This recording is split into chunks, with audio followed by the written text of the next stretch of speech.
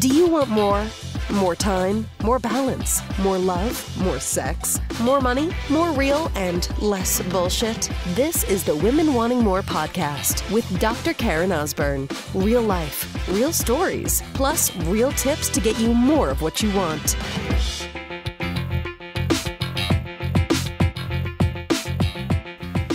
The mirror never lies, sister. The mirror never lies. I don't mean the mirror that's actually you look in your bathroom, you see, like true. But we're going to talk about a different mirror. We're going to go a little woo-woo here today and talk about the mirror that's reflected back from others onto you. The things you see in your children, in your husband, in your friends and family, even possibly in strangers, but mostly those that are in the people in your life, the people you do business with, business partners, clients, co-workers, reflected back to you. Reflected back to you. The experiences that you are going through are the experiences that others are often going through themselves. It's just not going to look the exact same way. So let me give you an example. So I've been recording a lot about the experience I'm having right now. Actually, I'm recording this about a week earlier than when you will receive this episode. It's the fourth day of 5 days of my son Tyson going through training of something called the Davis Method. And so we realized that Tyson has a dyslexic brain. That's about 20% of the population have dyslexic brains. And it is far more than just the letters flipping.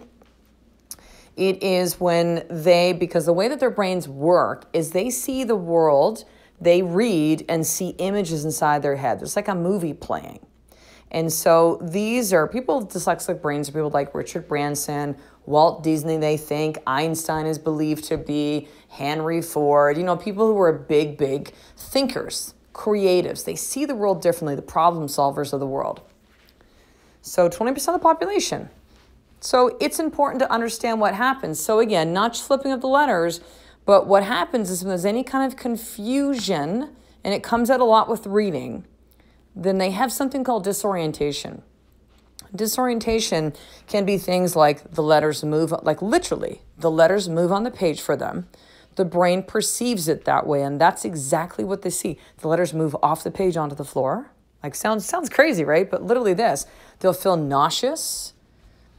And so, Tyson's reading has been very difficult for him. Focus, like all this kind of stuff. Dyslexic brains, they'll have a hard time understanding consequences. They have a hard time understanding time.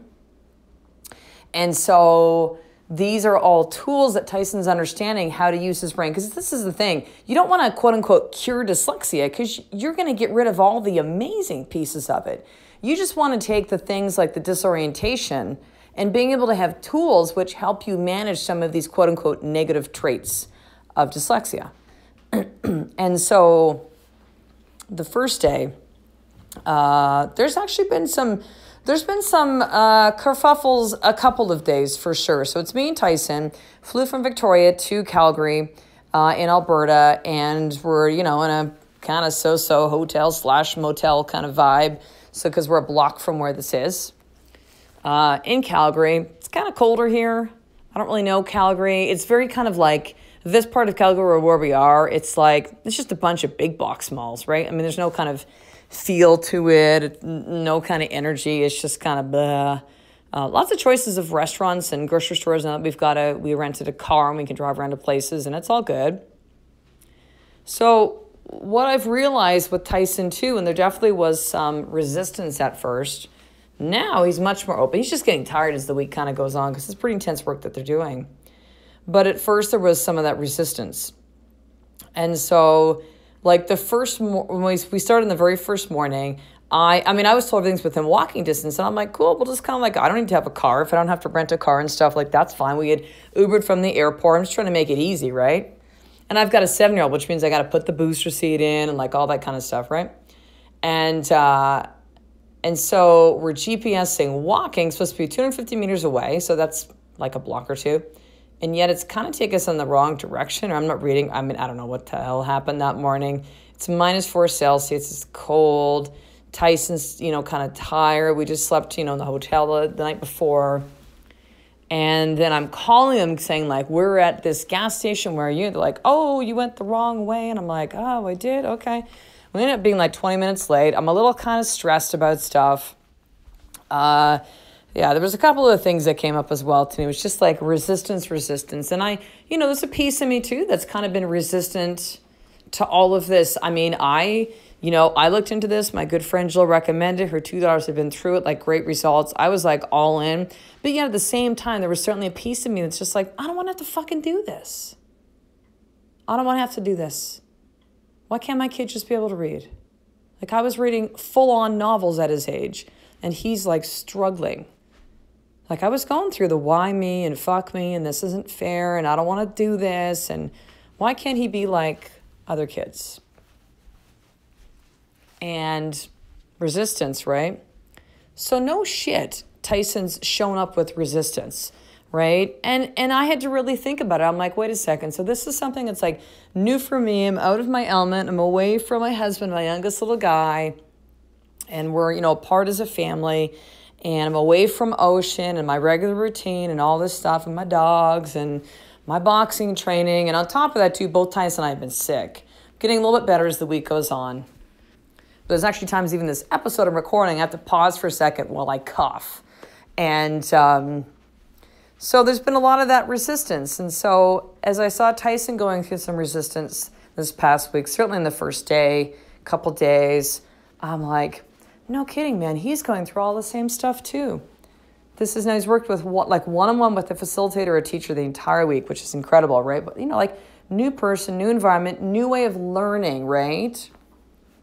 Very different way than he's being taught in school, which does not work for dyslexic brains. It just doesn't. It doesn't.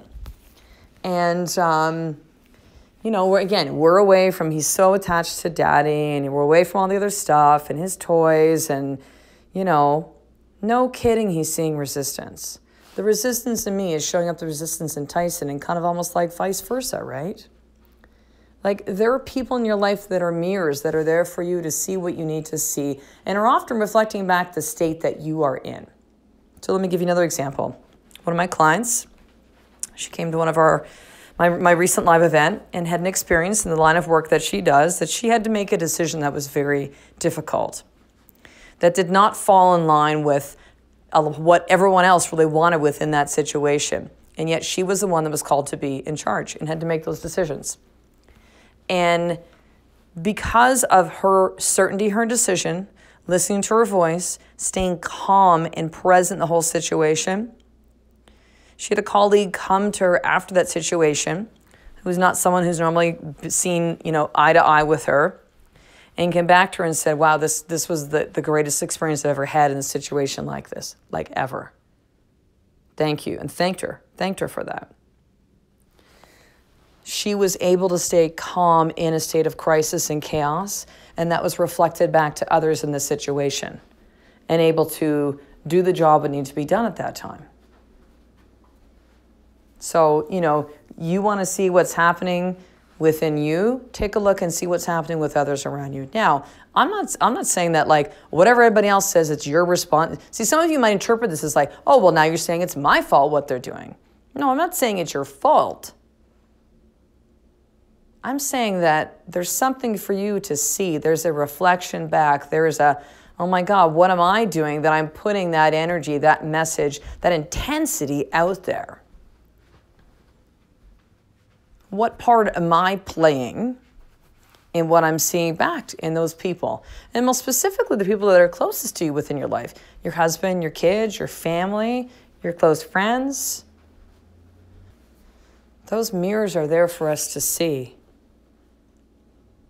Will you choose to see it? See, for my son Tyson and I, because we have very similar energies and intensities and how physical we are, we've often had styles of communication where we butt heads. And I want to be the alpha and tell because I'm your mother and because I said so. And like shit that doesn't work with anybody. Certainly doesn't work with my son Tyson. Like no way in hell. Because we're so alike. And I see him like be resistant back to that. And I'm resistant back to him. He just continues on and on. It just kind of creates this intensity. And it doesn't get us anywhere. And yet I'm the one who's, the grown-ass adult in this situation, and he's 7. And he gives me the gift of being able to see these situations. In the same respect, if I choose calmness, certainty, clarity with my children, it's me that often helps to bring them down if they're freaking out. Now, I'm not saying, again, if I'm just calm and all zen-like and all JP-seared out, namaste, om, that suddenly everybody falls in the line, right? It's going to take some time for this. But it's up to me. If I'm seeing chaos within my children, the question I often go is, what's the chaos I'm feeling within myself right now? I remember when we were in practice, and there would be craziness at times where we're like, man, it seems like every other person is complaining about money, or they have to stop care, or hey, can I pay you a little bit later? And we're like, what the fuck is happening? And there were often times that we had to really look inside and just say, wait a second, are we stressing about money right now? Oh, right, we are. No shit is being reflected back in other people around us. See, isn't that an amazing way the universe works? If we're unwilling to take a look at what is happening inside of us, we have mirrors, people in our life, all there for us to be able to see, reflecting back the stuff that's happening inside of us. It's kind of mind-blowing, hey? Now, you can buy into that or not. It doesn't matter. You're just here to listen. I just want you to consider that there is certainly a possibility, AKA, this is the fucking truth, sister.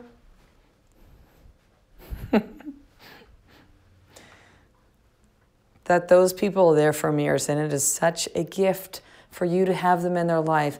Even when you're like, really? My kid's not sleeping at night? Tell me how the gift is in that one. Really? My husband and I having fights that are these rip-roaring, pulling out all the stops and it doesn't seem like we're getting anywhere. Tell me how there's a gift within that. Really, Karen? I've got someone in my family who's really not well and has maybe a chronic illness or really sick or dying. Tell me what I'm supposed to see in that one. So this isn't meant to be facetious or somehow to simplify some of the things that might be complicating your life right now. I get that, sister, and I honor that. I sincerely do. But I'm telling you, these people are still mirrors for you to see something. So here's your more tip for today. Take one person in your life that is really causing you some kind of conflict, upset, irritation, fights. And I want you to think about what is it that's happening with them that's actually happening inside you. That they are simply the mirror reflecting back what's happening inside of you right now. And I want you to journal this down to find that insight. Okay, and here's the second piece of this. What is one action step you can take today to really find the gift in what's being reflected back to you from that person? What is one action step you can take today within the next 24 hours to really use this lesson, this gift that's being mirrored back to you from another person within your life? Now listen, sister, there are actually a lot of you, this has actually come to I found this out recently, can't think of the word right now, that many of you are not even on the Women Want More newsletter. It's are you kidding me? If you're subscribing to this podcast, which by the way, if you haven't, subscribe, that way you get every new episode that comes out. Newsletter means you get the very first information that comes out. You're VIP access. Any of my new programs, new content, content that I don't put anywhere else in some cases, podcast episodes, giveaways, is all through the Women Want More newsletter. So once you head over to drkarenosborne.com, you'll see my big smiling face that's on there. By the way, new pictures coming within the next few months. I'm working with a photographer soon to update everything. So you're going to see that coming up soon on the site. So drkarenosborne.com, you're going to see where the opt-in is to get the More For Action Guide to learn how to start your day in power. You will get that when you opt into the newsletter. Enter in your email and we'll get you hooked up with that newsletter today.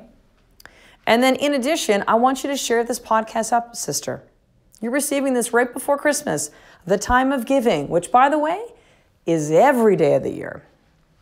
But right now, I want you to think of one certain sister that you know, one woman in your life that needs to hear this message, and I want you to forward the episode to her with a note saying, I think this could really benefit you. I really want you to listen to this. Or you should really check out this podcast. I think you would dig it. Help me help more women be able to create a life of more, sister. So I will talk to the next episode. A life of more is just one step away from you doing the fucking work every single day. I love and appreciate you. To get the show notes of each Women Wanting More episode, including the How to Get More tip, subscribe to the newsletter at drkarenosburn.com/newsletter.